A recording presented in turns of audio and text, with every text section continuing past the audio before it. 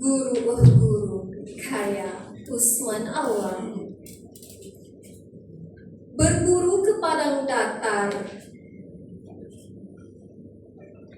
dapat rusa belang kaki, berburu ke palang ajar, ibarat bunga kembang tak jadi.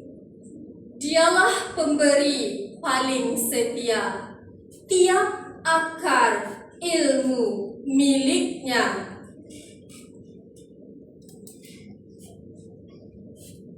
Pelita dan lampu segala untuk manusia menjadi dewasa.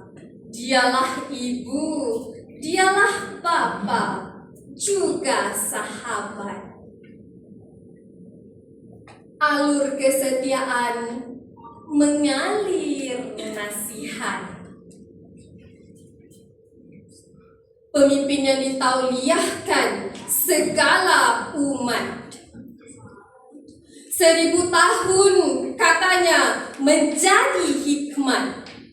Jika hari ini seorang Perdana Menteri berkuasa, jika hari ini seorang raja menaiki takhta, jika hari ini seorang presiden sebuah negara, jika hari ini seorang ulama mulia, jika hari ini seorang peguam menang bicara, jika hari ini seorang penulis terkemuka, jika hari ini sesiapa menjadi dewasa, sejarahnya dimulakan oleh seorang guru biasa.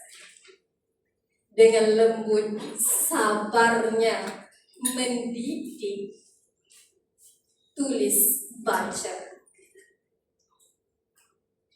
Di mana-mana dia berdiri, di muka muridnya, di sebuah sekolah mewah di ibu kota, di bangunan tua sekolah Hulu Terengganu.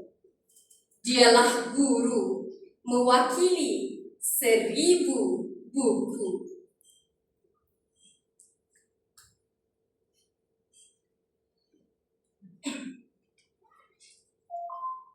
Jadilah apapun di akhir kehidupanmu, guruku. Panggilan keramat cikgu kekal terpahat menjadi kenangan ke akhir hayat.